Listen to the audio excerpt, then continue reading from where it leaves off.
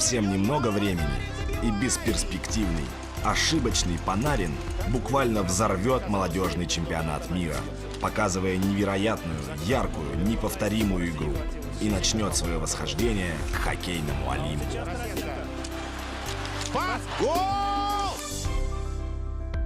Дед молодец, он верил в него вообще, души не чаял в нем. Конечно, меня спас вообще.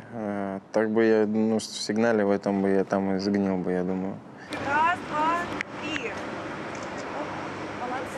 Молодцы. В подольском «Витязе» Артемия Панарина и сегодня считают своей звездой. Он – одна из местных легенд, несомненная гордость клуба. Вы сколько шайб в сезоне забили? 30, по-моему. А я ваше видео видел, как вы канадцев ломали. Ломать? Ну это да, это я молодой был такой, немножко заводной парень. «Витязь» действительно стал для Панарина счастливым шансом. Хотя попал он сюда совершенно случайно. Давний друг Георгий Белоусов ушел из «Трактора» за год до скандала с Артемием. Отец, недовольный тренерским составом челябинского клуба, увез его в Подольск. А когда в клубе начали притеснять и Тему, дед вспомнил о Белоусовых. Позвонил его дедушка моему отцу и сказал, что Артемий «Трактору» не нужен, помоги, пожалуйста. Все. И через некоторое время отец договорился, Артемия взяли туда, «Витязь».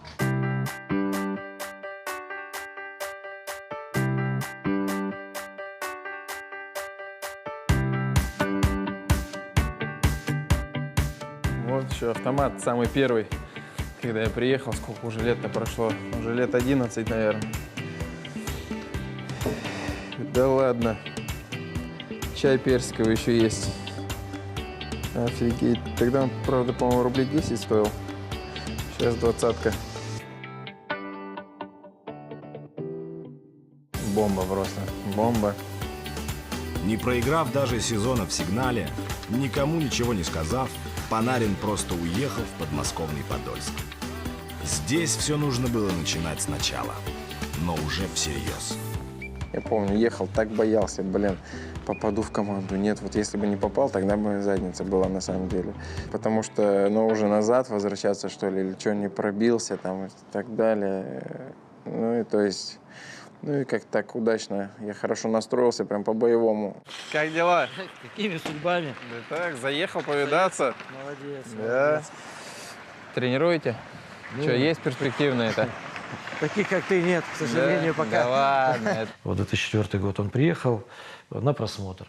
Я помню очень хорошо этот день. Как он гадкий утенок, будем так говорить. Но он был все равно, видно, что это будет потом лебедь, понимаете? Вот его тоже надо было разглядеть в нем. Сергей Левашов был первым в жизни Артемия тренером, который почувствовал, что перед ним настоящий хоккеист. Талантливый, непредсказуемый, такой, каких единицы.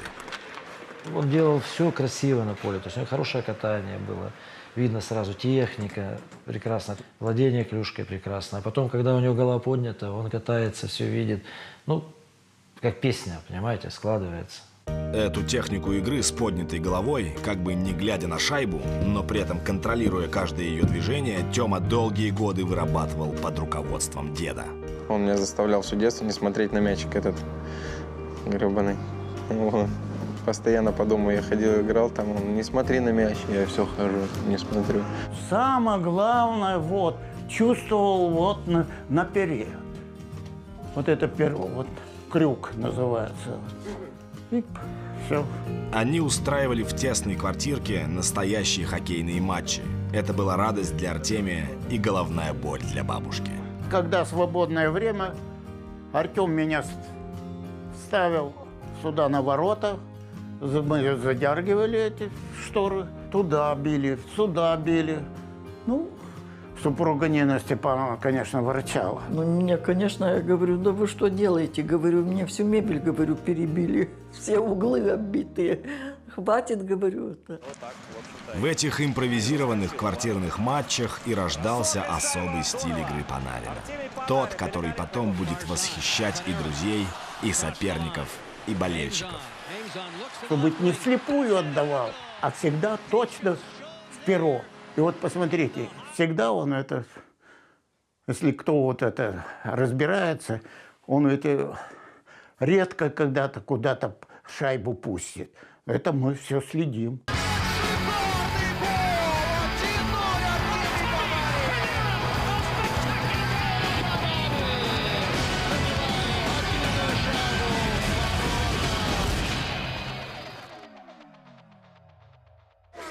В Подольске Тёма жил в интернате. Клуб платил стипендию всего двум своим ученикам – Панарину и Белоусову. Но денег все равно было катастрофически мало. И когда интернат закрывали на ремонт, Артемия забирал к себе в большую семью тренер Сергей Левашов. В интернате как бы с едой напряженки, мягко говоря, были. Вот, тульских пряников я там съел миллиард штук. Там нам на ужин давали тульский пряник такой. Я сейчас, наверное, на него смотреть даже не смогу. Там задача была его спрятать так, чтобы он до вечера пролежал, и его никто не нашел. Потому что под вечер жрать сразу хочется. Вот, и этот сушеный пряник зафигачишь. Пойдем, попьем чайку. Да. По нашему русскому обычаю. Все правильно.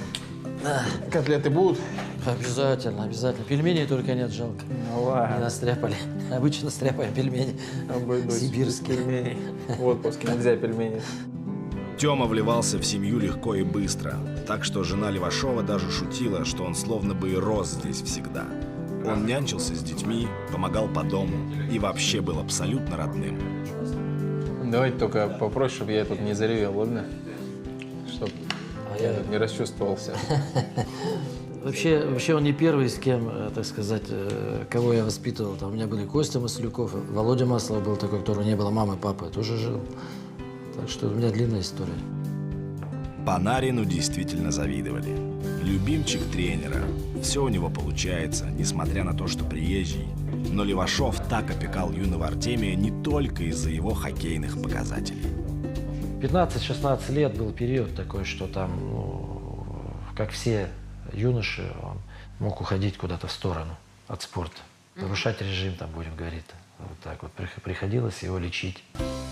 Несмотря на свою невинную, почти кукольную внешность, Тёма Панарин никогда не был поймальчиком. Мы баловались очень сильно, поэтому я не буду рассказывать, пускай останется секретом. Мы хулиганами все были. В Подольске хулиганский характер Артемия проявился в полную силу. Дед был далеко, контролировать подростка было некому. Значит, они с вратарем в Подольске, вот это в школе, они пиво выпили, ну и заметили их. Лена звонит мне, приезжай, Артема отчислят. Я приезжаю, Сергей Николаевич, разбираемся. Ничего такого страшного, но как все дети. Но за это мы кого-то выгнали, а его оставили. У Артемия не было отца, и Левашов воспитывал его точно так же, как воспитывал бы родного сына. Именно это отеческое отношение тренера и учителя и сыграло ключевую роль в карьере Панарина. Вот это у нас ферзь. Это ферзь. Мы играем в быстрый, как хоккей, правильно? Не совсем, уже чуть-чуть. Ты от ферзя ходишь? Да, я от ферзя. Интересно, интересно. Детский мат мне хочешь поставить, да? Ни в коем случае. Ни в коем случае. Хорошо. Ну, характер был у него, это естественно. То есть я могу вспомнить матчи, в которых, например, мы проигрывали там 1-5, и потом 6-5 выиграли, он забивал там 6 голов. И видно было на площадке, что он играет. Он не бегает просто бездумно, он играет в хоккей. Это в «Витязе», рядом с Левашовым, Панарин впервые понял. Хоккей – это его. Это навсегда. В него, наконец, поверили. И тогда проснулось желание быть лучшим. Я так вот хотел реально попасть, что я начал ходить в зал, там, дорабатывать сам что-то после тренировок, на скакалках прыгать, ходить. И вот реально лестницу какую-нибудь видел, коньковый шаг, раз там, запрыгнул на одну, на другую, забежал, все, пошел в номер. В 2008 году начался первый чемпионат новой континентальной хоккейной лиги, в которую вошли все ведущие клубы России, а также стран Балтии, Белоруссии и Казахстана. Артемий Панарин впервые вышел на лед во взрослой команде «Витязя». Правда, сначала во втором составе. Перед игрой я в форме сижу со второй командой играть. Панара, паспорт возьми, завтра с первой командой едешь на выезд. Что? Завтра с первой едешь на выезд, паспорт возьми. Я, ё-моё, у меня такой разрыв был изнутри просто. Для 17-летнего парня это было пределом желаний. Основной состав. Континентальная лига. Такие соперники, как Локомотив, ЦСКА, Салават Юлаев. Настоящий взрослый хоккей. Блин, я там боялся тени своей просто. Ну, пацаны реально красавцы, ну, взрослые мужики. Подбадривали меня там, давай, не переживай. Конечно, мне это нифига не помогало. Переволновавшись, Панарин едва не сорвал свой первый матч.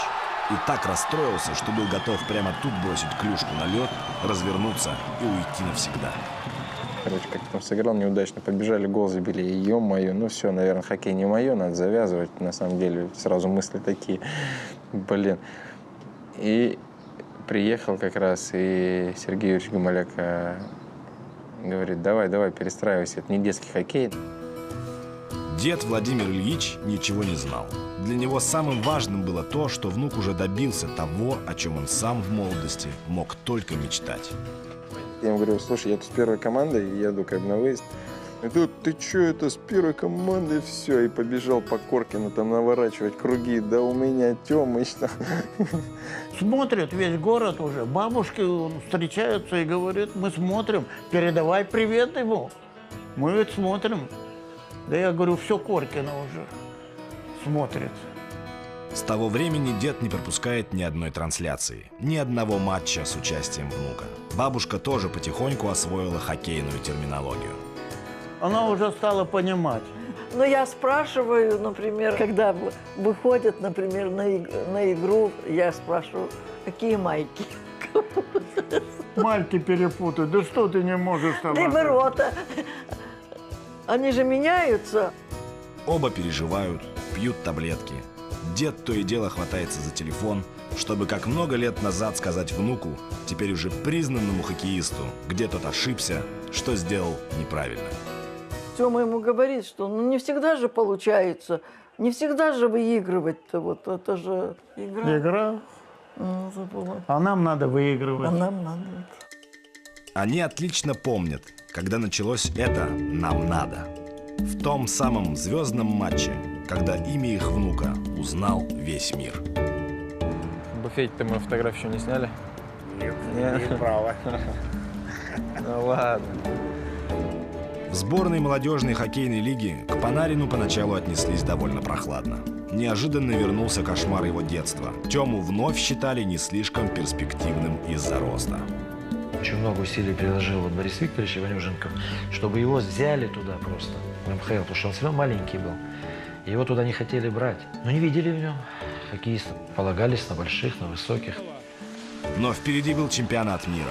Панарина в сборную все-таки взяли, правда, без особых надежд. Никто из тренеров даже представить не мог, чем обернется участие новичка. Штанга! Все. Мы в финале! Мы в финале, господа!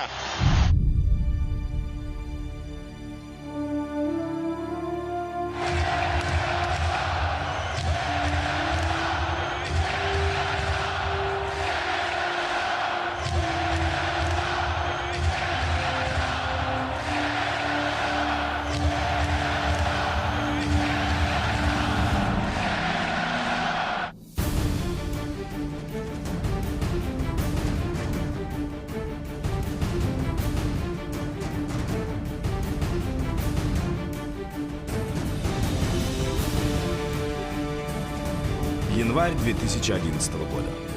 Буффало, США. Финальный матч чемпионата мира среди молодежных команд. Россия-Канада.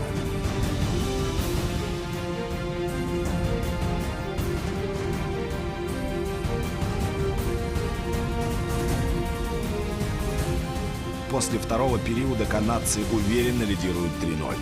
Исход матча кажется абсолютно понятным. К тому же под конец периода получает травму и покидает лед капитан команды Владимир Тарасенко. В Канаде готовятся праздновать такую близкую и уже почти реальную победу. Дома смотрели по телевизору. Ой, мы так переживали. Я думала, вообще с ума сойдем. И в этот момент главный тренер сборной Валерий Брагин неожиданно выпускает на лед темную лошадку нападающего Артемия Панарина.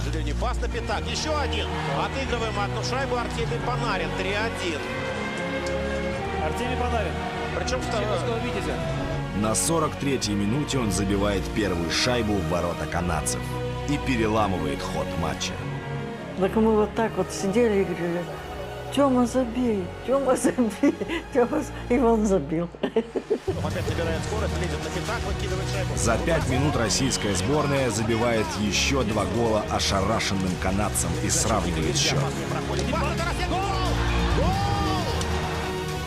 А потом Панарин снова удачно бьет по воротам. И это уже победа. Пас! Гол!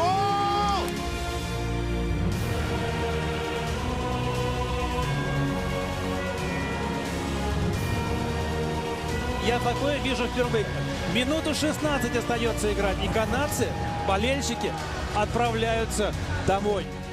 Нет, чуть молодец был, но самое что смешное было то, что я на этом чемпионате мира ни одного гола не забил, ё-моё, кроме вот этих 2 в финале.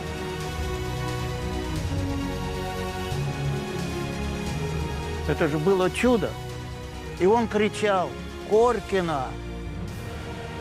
На майке тряслась. Финальный матч заканчивается со счетом 5-3. Канадцы до последнего не могут поверить происходящему. Сразу после игры Артемия Панарина называют «золотым джокером» чемпионата. Стоит там 5 человек на синей линии, да? Стоит. Вот он катится вперед, бежит вперед. Бежал, все 5 смещаются в сторону шайбы. Вот они смещаются в сторону шайбы. Он тормознул, чуть движение влево сделал, вошел в зону. И те люди остались здесь, в краю. Он прошел спокойно, гол забил.